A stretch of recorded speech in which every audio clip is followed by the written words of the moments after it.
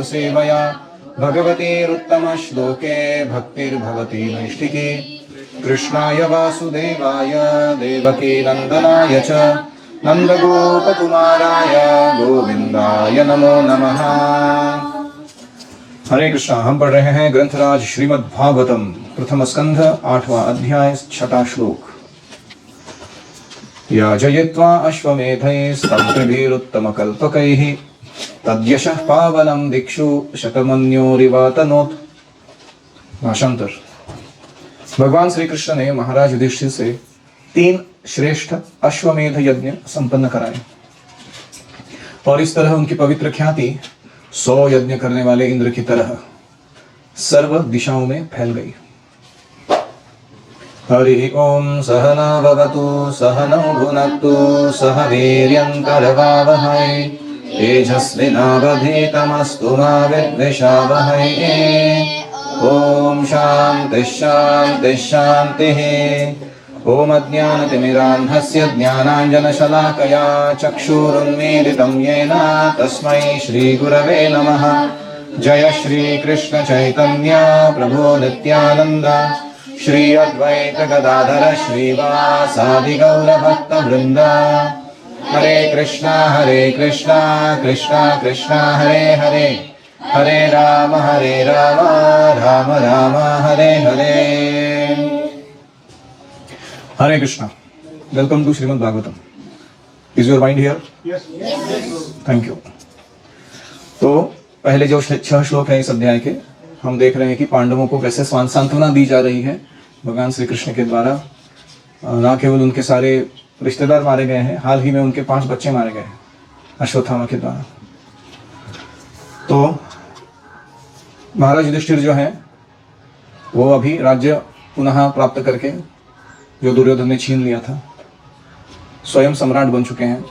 और सम्राट बनने के पश्चात कृष्ण उनसे पहला कार्य क्या करवाते हैं? अश्वमेध यज्ञ कराते हैं, 3 श्रेष्ठतम यज्ञ। तो इंद्र का नाम है शतक्रतु, जिसने 100 अश्वमेध यज्ञ किए हैं, इसलिए वो बहुत फेमस है। जो 100 अश्वमेध यज्ञ करता है वो व्यक्ति इंद्र बनने के लिए योग्य हो जाता है। तो ऐसे ही युधिष्ठिर महाराज की जो ख्याति है वो सर्वदूर फैलने लगी कि उन्होंने भी इंद्र के समान यश प्राप्त किया।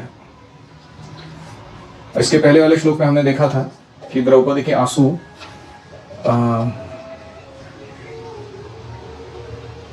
जब गिरे थे, उनको केश पकड़कर दुशासन खींच लाया था राज्यसभा में, और वहां उसके आंसू गिरे थे उस राज्यसभा में। इस अपमान का एक स्त्री के बदला लेने के लिए कृष्ण ने कितने लोगों को मार डाला? 64 करोड़, 64 करोड़ लोग मारे गए। तो आप बोलिए कि वैदिक सभ्यता क्या स्त्रियों के सम्मान को या स्थिति को ऊंचा मानती है कि नहीं मानती है? ऐसे ही एक सीता देवी का हरण हुआ था रावण के द्वारा। भगवान रामचंद्र ने जाके लंका जला दी, बहुत कुछ कर दिया, सारे उसके वंश को ही नष्ट कर दिया। तो उस तात्पर्य में हमने देखा था कि ब्राह्मण, गाय, स्त्री, बच्चे और वृद्ध, बूढ़े, इनकी रक्षा होनी चाहिए समाज में। तो आप गुरुकुल के बच्चे हो, आपको विशेष सावधान रहना चाहिए कि आपसे कभी भी ऐसा कोई कार्य ना हो जिससे ब्राह्मण, गोमाता, स्त्री, बच्चे और बूढ़े, अन्य बच्चे गुरुकुल के या बाहर के, और बूढ़े व्यक्ति। बूढ़े यानी 2 प्रकार के होते हैं, एक होता है वय से वृद्ध, दूसरा है ज्ञान वृद्ध। इनके पास बहुत नॉलेज है, इसके लिए वो बहुत मैच्योर है। ऐसे लोगों का अवमान कभी भी नहीं होना चाहिए तुमसे। तो special trend in Gurukul, you have to be careful. तो फिर हमने ये भी देखा था कि इनका क्यों रक्षा होना चाहिए हर एक का इंडिविजुअली। अब ये करते समय राजा को ऐसे अश्वमेध यज्ञ जैसे यज्ञ संपन्न भी कराने होते हैं, क्योंकि एक एक यज्ञ संपन्न करने से जो राजा पूरी, जिसको कहते हैं कायनात को ब्रह्मांड में श्रेष्ठतम जो जीव हैं, ब्रह्मा से, भगवान विष्णु से लेके ब्रह्मा से लेके सारे देवताओं तक, इनको संतुष्ट करता है। फिर वो इस भूलोक पे जितने भी श्रेष्ठतम जीव हैं, जैसे ऋषि, मुनि, ब्राह्मणगण, उनको संतुष्ट करता है। और फिर वह राजा अन्य राजाओं को या अन्य भूपालों को संतुष्ट करता है, और फिर वो अपने प्रजाजनों को संतुष्ट करता है। यहाँ तक कि वो निम्न वर्गीय लोगों को या चींटी, कुत्ते, यहाँ तक कि सारे पशु पक्षी, वन्य जीव, इनको भी संतुष्ट करता है। ऐसे वो यज्ञ की संरचना है, एक अश्वमेध यज्ञ करने से। तो सम्राट बनने के बाद महाराज युधिष्ठिर ने त्रिवार ऐसा किया, just to make his position that I am servant of everybody, मैं सबका सेवक हूं। तो इसलिए हमारे जो पॉलिटिशियंस हैं उनको इस पे गौर करना चाहिए कि पोस्ट पे बैठने का मतलब यह नहीं होता कि चलो अभी अपना जेब कैसा भरा जाए, अपने परिवारजनों के लिए कैसे सुविधा बनाई जाए। तो पोस्ट लेने का मतलब है कि कितने ज्यादा से ज्यादा जीवों को हम अपनी सेवा से संतुष्ट कर सकते हैं। तो भगवान के शुद्ध भक्त बनने का यही परिणाम है कि इंद्र जो पदवी 100 अश्वमेध यज्ञ करके प्राप्त किए, उतना ही यश या उतना ही फेम महाराज युधिष्ठिर को 3 अश्वमेध करके प्राप्त हुआ, क्योंकि भगवान श्री कृष्ण चाहते थे कि वो फेमस हो जाए। तो गुरुबा जी लिखते हैं कि दिस इज भगवत भक्त का विशेष अधिकार। भगवान सबों पर संभाव रखते हैं, लेकिन भगवत भक्त अधिक महिमावान बन जाता है, क्योंकि वो सदैव महानतम भगवान के संपर्क में रहता है।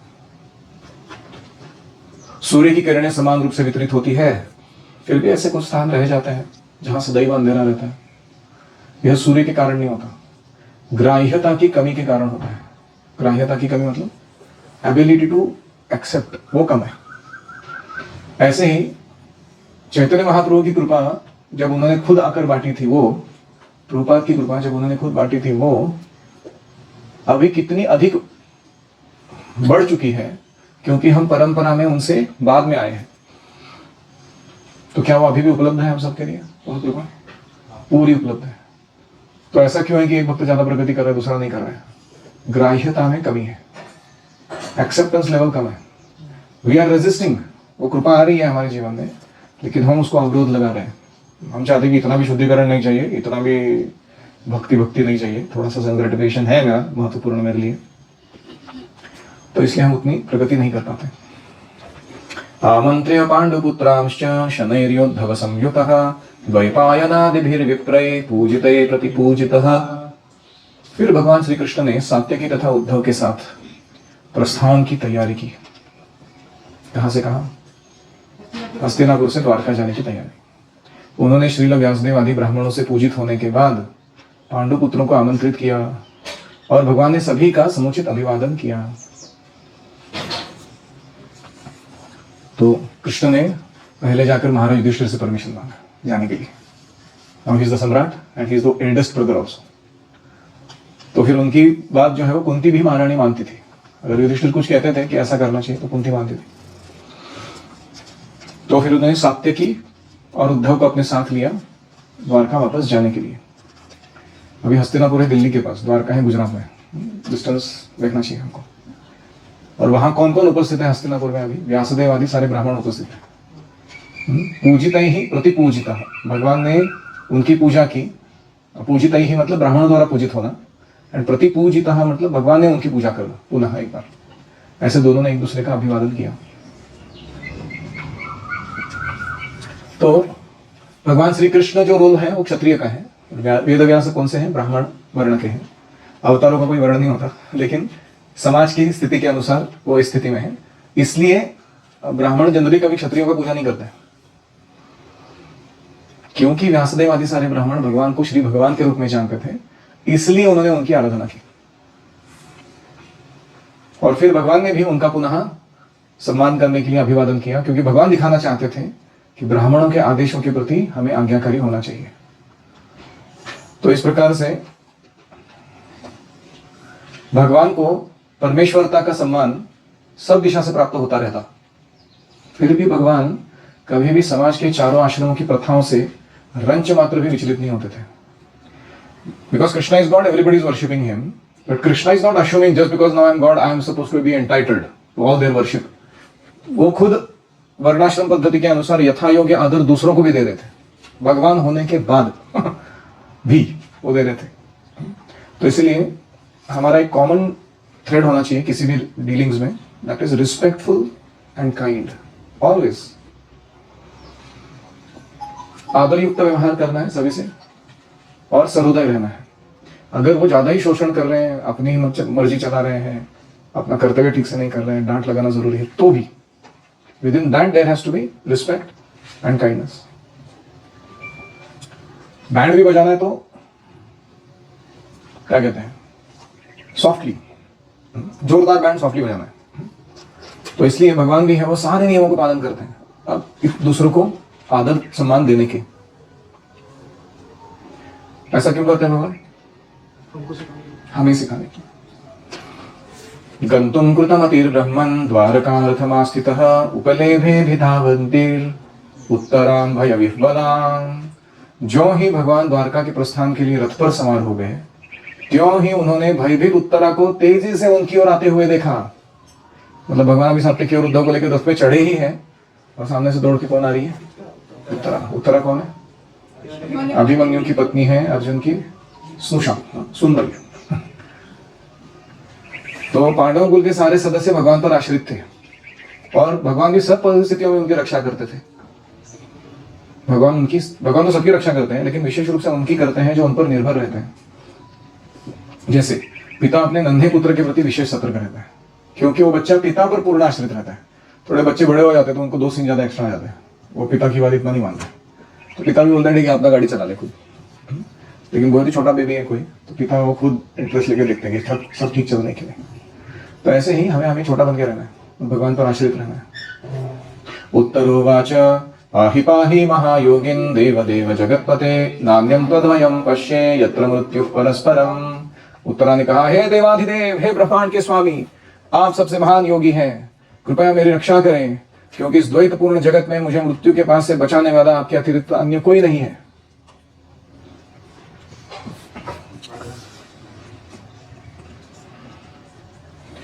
प्रभा जी वो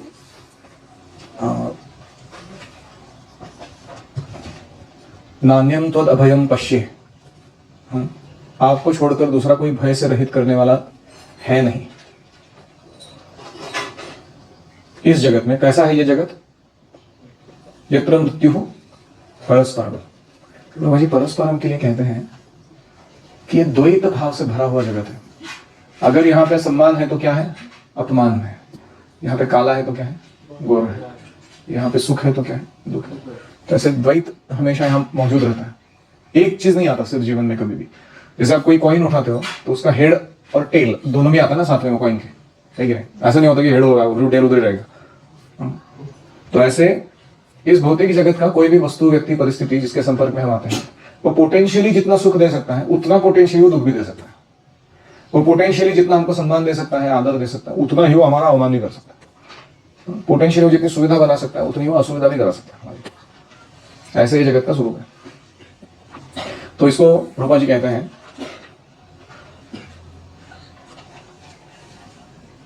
इस द्वैतपूर्ण जगत में व्यक्ति झूठे ही जगत का स्वामी बनने का प्रयास करता है। यहां कंपटीशन भी बहुत ज्यादा रहता है क्योंकि हर कोई भगवान बनना चाहता है। भगवत धाम में ये प्रॉब्लम नहीं है। वहां परम जगत में भगवान ही केवल परम प्रधान है और बाकी सब लोग मानते हैं मैं अनन्य सेवक हूं भगवान का, मैं और कुछ नहीं। लेकिन इस जगत में सब लोग अपने एक दूसरे से ईर्ष्या करते हैं। और जो व्यक्ति भगवान की शरण लेता है वही वो मृत्यु के क्रूर पंजों से बच सकता है। अभिद्रवति मामीशा शरस्तप्या यशो विभो कामं दहतु मां नाथ मामे गर्भो निपात्यताम। हे प्रभु आप सर्वशक्तिमान हैं। एक दहकता हुआ लोहे का बाण मेरी ओर तेजी से आ रहा है।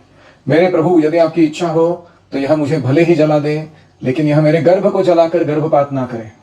कैसी प्रार्थना कर रही हो कि मुझे मरना है तो मरने दो, नो प्रॉब्लम, आपकी इच्छा हो तो, लेकिन ये बच्चे को कुछ नहीं होना चाहिए मेरे। हे प्रभु कृपया मेरे पर इतना अनुग्रह करें। अभी यह घटना उत्तरा के पति अभिमन्यु के मृत्यु के बाद की है। यानी अभिमन्यु की विधवा पत्नी उत्तरा, उसके गर्भ में अभी अभिमन्यु का बच्चा है और वो भगवत भक्त है। क्या मैं उनका नाम आगे? परीक्षित। अभी इस परम भक्त की रक्षा करना ये माता अपना प्रथम कर्तव्य समझती है। ये शुद्ध भक्त है, इसको कुछ नहीं होना चाहिए, क्योंकि मेरे पति शुद्ध भक्त थे, उनका जो बेटा आएगा वो भी शुद्ध भक्त रहेगा। तो माता के ऊपर बड़ा दायित्व है कि अपने शिशु की सभी तरह से वो रक्षा करे। इसलिए भगवान से ये मांगते हुए वो लज्जा नहीं आई उसको कि मेरे बच्चे को बचाइए। उत्तरा एक महान राजा की पुत्री थी, एक महान वीर की पत्नी थी और एक महान भक्त की शिष्या थी अर्जुन। अब वो एक महान भक्त की मां बनने वाली थी आगे चल के। तो ऐसा फैमिली था उसका। बाद में वह एक श्रेष्ठ राजा की मां भी बनी, वह सभी प्रकार से भाग्यशाली थी। तो यहां अभिद्रवती मेरी तरफ जोर से आ रहा है, शरस्तपति, शरस्तप्त, एक बाण जो बहुत ही तप्त है, अग्नितुल्य है, वो कहां आ रहा है? मुझे मारने के लिए नहीं, मेरे गर्भ को मारने के लिए आ रहा है, ये मैं देख रही हूं। सूत उवाच उपधार्य वचस्तस्य भगवान् भक्तवत्सलः अपांडवमिदं कर्तुं द्रोणैरस्त्रम् अबुध्यत। सूत गोस्वामी ने कहा, उसके वचनों को धीरज के साथ सुनकर अपने भक्तों के प्रति सदैव वत्सल रहने वाले भगवान श्री कृष्ण तुरंत समझ गए कि द्रोणाचार्य के पुत्र अश्वत्थामा ने पांडव वंश का अंतिम वंशज समाप्त करने के लिए, उन्हें निर्बीज कर देने के लिए एक ब्रह्मास्त्र छोड़ा है। देखो, उसको माफ करके भेज दिया था, याद है आपको? द्रौपदी ने बोला छोड़ दो, तो सिर्फ अपमानित करके छोड़ दिया अर्जुन ने। अभी उसका नतीजा आ रहा है। प्रोबात का तात्पर्य, भगवान सभी तरह से निष्पक्ष हैं, फिर भी वो भक्तों का पक्ष लेते हैं, क्योंकि भक्तों का पक्ष लेने से सभी का कल्याण होता है, भक्तों का भी कल्याण होता है, इसलिए लेते हैं। इंटरेस्टिंग है ना? जैसे कहीं वर्षा नहीं हो रही है दूर दूर तक, और कुछ भक्त हरिनाम संकीर्तन कर रहे हैं किसी शहर में बैठ के या किसी गांव में बैठ के, तो उस गांव में पूरी वर्षा हो जाती है। क्यों? हालांकि भक्त 5% भी नहीं है और गांव के पॉपुलेशन के 95% लोग नास्तिक है या जो भी है, लेकिन उस गांव के ऊपर वर्षा आती है। क्यों? क्योंकि ये 5 लोगों को झिलाना है, प्रकृति को, इनसे बाकी का भला है। तो मराठी में कहते हैं गाड्या बरोबर नळ्याची यात्रा। तो भगवान के भक्त इतने महत्वपूर्ण हैं कि अगर उनकी रक्षा की जाए तो समुचित मानव समाज में अन्य जो है उन सबकी भी रक्षा होती है, उनको भी पोषण आता है। इसलिए ये पार्शियलिटी नहीं है भक्तों को पक्षपात करना भगवान का। तो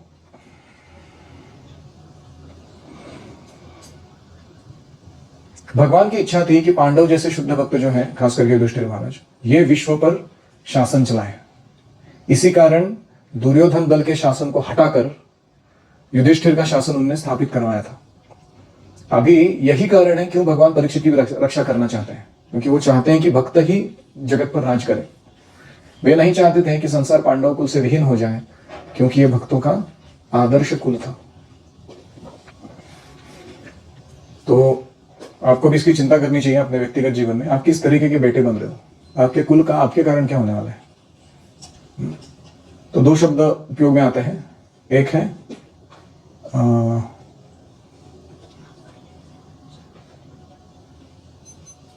एक बुरा शब्द याद आ रहा है, अच्छा वाला याद नहीं आ रहा। बुरा वाले को कहते हैं कुलांगार और अच्छे वाले को कहते हैं कुलश्रेष्ठ, समथिंग लाइक दैट। तो कुलश्रेष्ठ मतलब जो अपने कुल का हित करता है, ऐसा उत्तम लड़का। और कुलांगार मतलब हाँ, कुल का नाश कर सकता है, ऐसा अग्निवत, एक कोयले का जो अंगार होता है वो सब जगह आग फैला देता है और सब नष्ट कर देता है। ऐसे कोई पुत्र निकलता है कभी कभी किसी परिवार में, दुर्योधन जैसा। तो आप अपने आप को प्रश्न पूछिए, मैं कौन सा हूं? हे महान विचारकों में अग्रणी शौनक जी, उस दहत्य ब्रह्मास्त्र को अपनी ओर आते देख 5 पांडवों ने अपने अपने हथियार संभाले। रूपा लिखते हैं, ब्रह्मास्त्र परमाणु हथियारों से भी सूक्ष्म होता है। यानी उसने ब्रह्मास्त्र पे मंत्र अभिमंत्रित किया था कि यह जाके उत्तरा के गर्भ को मारेगा, लेकिन उत्तरा को नहीं मारेगा। और उत्तरा के बोल रही है चाहे मेरी जान चली जाए लेकिन मेरा बच्चा नहीं मरना चाहिए। तो यह ब्रह्मास्त्र जो है ये बहुत प्रभावशाली था और सूक्ष्मतर था। आजकल की जो अण्वस्त्र है या अलग अलग ब्रह्मोस या मिसाइल्स वगैरह, वो कुछ लक्ष्य या अन्य वस्तु में कोई भेद नहीं करते हो। जाके एक बार गिरा दिया, धाड़, सब खत्म, वहां का कुछ नहीं बचा उसके बाद। तो ये इतने स्थूल है अस्त्र, हाउ ग्रॉस टेक्नोलॉजी का। अभी आजकल ड्रोन टेक्नोलॉजी है, ड्रोन जाके वो पहला फेस डिटेक्ट करते हो, ओसामा बिन लादेन यही है क्या, फिर मारते हैं। लेकिन फिर भी उसकी तुलना इससे नहीं की जा सकती अश्वत्थामा के ब्रह्मास्त्र से। यह पहले लक्ष्य को पहचानता है और निर्दोष को क्षति पहुंचाए बिना आगे बढ़ता है मारने के लिए। ऐसा अस्त्र था। व्यसनं वीक्षत तेषाम् अनन्य विषयात्मनां सुदर्शनेन शास्त्रेण स्वानां रक्षां व्यदत् विभुः। सर्वशक्तिमान भगवान श्री कृष्ण ने यह देखकर कि उनके अनन्य भक्तों पर जो पूर्ण रूप से उनके शरणागत हैं, महान संकट आने वाला है, तो उनकी रक्षा के लिए तुरंत ही अपना सुदर्शन चक्र उठा लिया।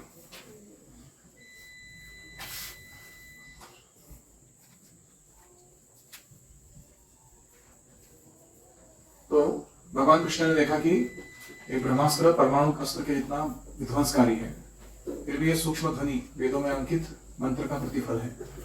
फिर ये अंधा नहीं है, ये टारगेटेड किलिंग करता है अंदर आके। और ये पांडुकुल के सारे व्यक्ति जो हैं, पुरुष व्यक्ति, इनको समाप्त करने के लिए छोड़ा गया है। तो ये बहुत ज्यादा घातक है। तो इसको हैंडल कौन करेगा? इसलिए भगवान सुदर्शन चक्र को हाथ में लेकर प्रवेश किए। तो ये अनन्य विषयात्मा नाम शब्द महत्वपूर्ण है। पांडवगण स्वयं महान योद्धा होने के बावजूद भी कृष्ण के संरक्षण पर आश्रित थे।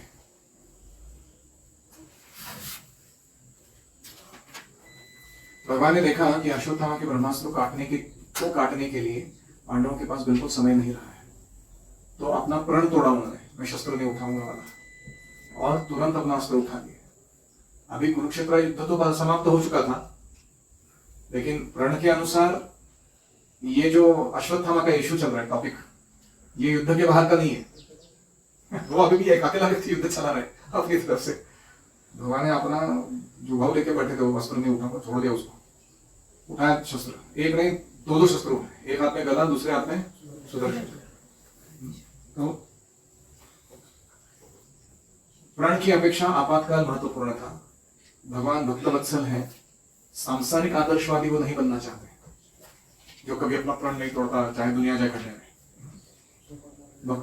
भगवान ने सोचा कि मैं भक्तवत्सल ही बना रहूंगा, मैं और कुछ नहीं करना चाहता। तो इस प्रकार वो अपने प्रण को तोड़ दिए। अंतस्थ सर्वभूतानां आत्मा योगेश्वरो हरिः स्वमायया अवृणोद्गर्भं वैराट्यात् पुरुतन्त्वे। परम योगेश्वर श्री कृष्ण प्रत्येक व्यक्ति के हृदय में परमात्मा रूप में स्थित है। अतएव कुरुवंश की संतति की रक्षा करने के लिए उन्होंने उत्तरा के गर्भ को अपनी निजी शक्ति से आवृत्त कर लिया। गर्भम पुरुतंत्वे, महाराज कुरु का वंश वृद्धि करने के लिए जो गर्भ बना था, भ्रूण, उसको क्या किया भगवान ने? स्वमाया आवृणोत, अपनी स्वयं की माया शक्ति से ढक दिया।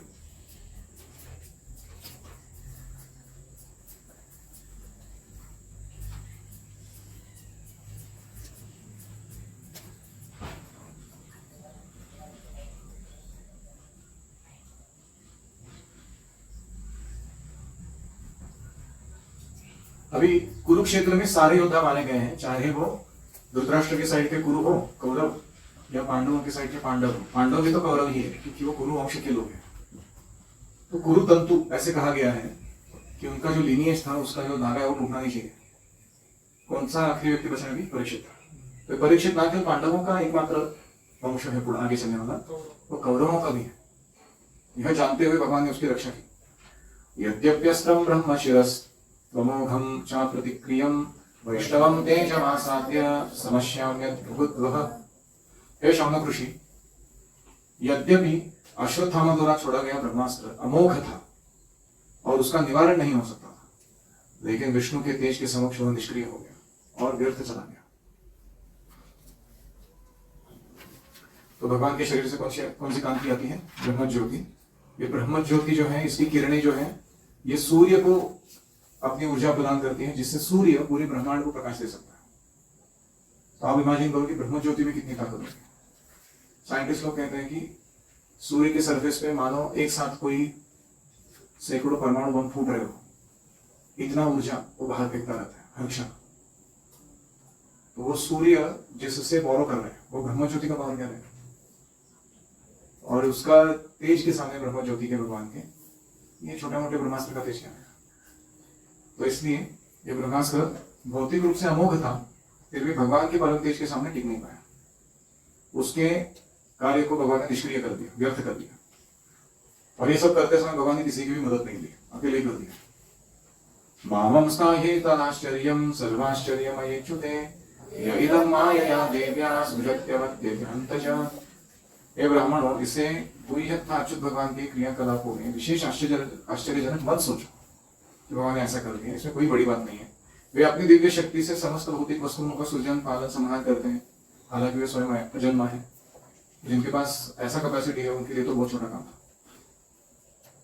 जीवों के नन्हे मस्तिष्क के लिए भगवान के कार्यकलाप सदैव अकल्पनीय रहते हैं।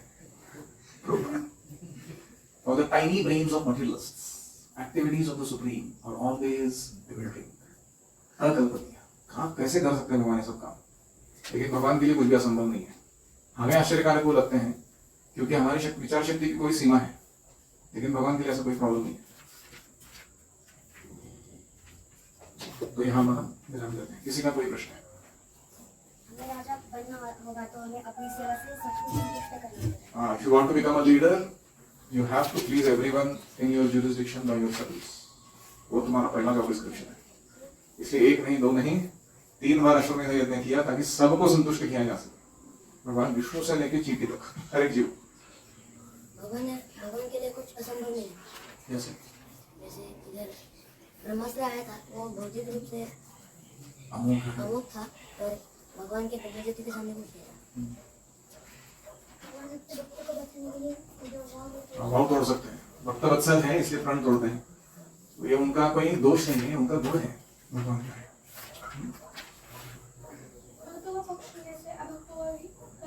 हाँ, भक्तों का पक्ष लेने के कारण भगवान के द्वारा अभक्तों का भी कल्याण होता है, तो इसलिए वो सबके हित में है।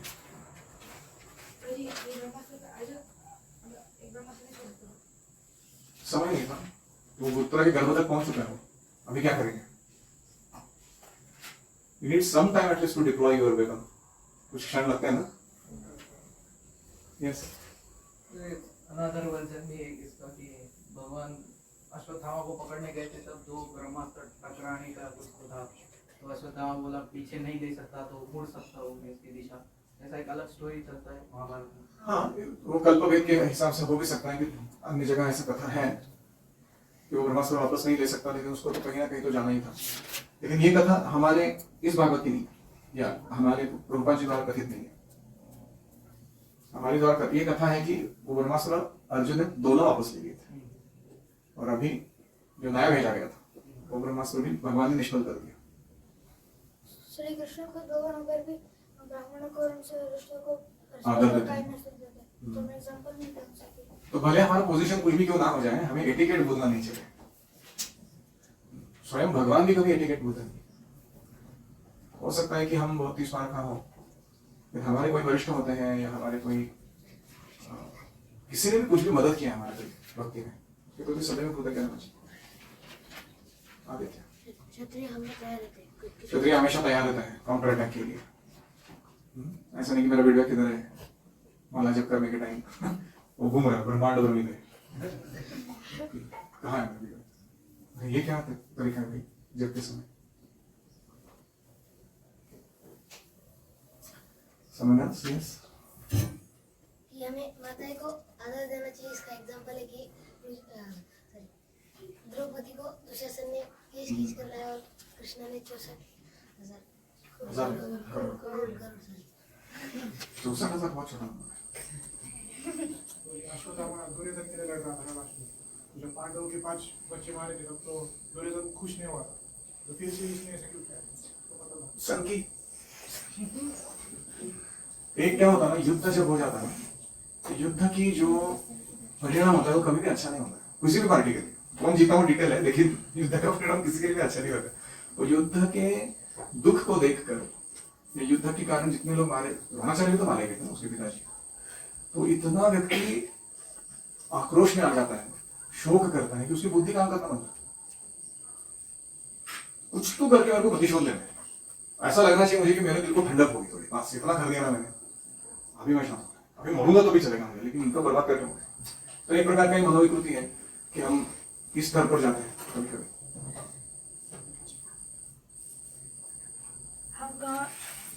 पावरफुल वेपन्स वेस्ट नहीं करना है। Now we should never waste powerful weapons on trivial things.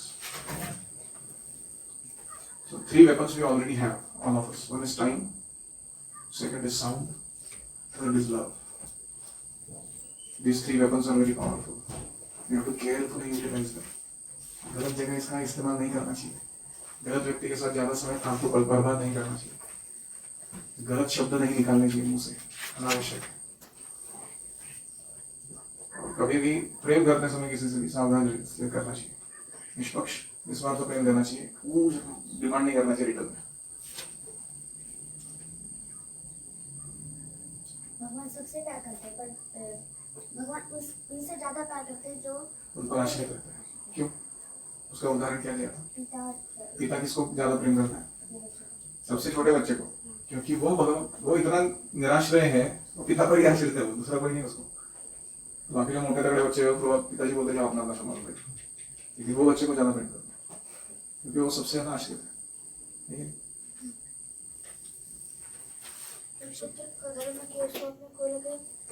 श्रेष्ठ बनना है, ना कि गुलाम बनना। हाँ, we should all become Kulshreshtha, not Ghulam. Yes. Krishna भी हमेशा नियम पालन करते हैं, जैसे कि उन्होंने युधिष्ठिर महाराज से परमिशन मांगी थी। हाँ, Krishna is following etiquettes, such an important thing. हम लोग थोड़ा प्रगति क्या कर लेते हैं स्पिरिचुअल लाइफ में, हमको लगता है इसको भी आदर करेंगे, अभी तो मैं पहुंच गया होगा। ये सब डिटेल्स ही दंडवत डालना हर जगह, पूरा मंत्र बोलना, ऐसा नहीं। हमारा spiritual advancement actually lies on those details. हमें हमेशा रिस्पेक्टफुल और काइंड रहना चाहिए। We should be always respectful and kind, even to your enemy. Madam बजाओ, no problem. Be respectfully, आदरपूर्वक। Yes. दिल्ली से द्वारका काम तो 3,375 किलोमीटर। गूगल मैप हुआ चलते 1375 किलोमीटर दिल्ली से द्वारका। वो एक रथ लेके आता होगा, क्या रथ लेंगे? जल्दी 11 कि अगर कोई समाज में कुछ क्राइम करता है उसको दंड देके ही छोड़ना चाहिए। जो क्राइम करता है उसको दंड जरूर मिलना चाहिए, नहीं तो उसकी हृदय शुद्ध नहीं होता और उसे सबक नहीं मिलता। उसको लगता है कि चलो इस बार तो नहीं पकड़ा गया, अगले बार और दंड देना जरूर। ओम हरे कृष्णा कृष्णा कृष्णा हरे हरे, हरे राम राम राम हरे हरे, हरि ओम तत्सत।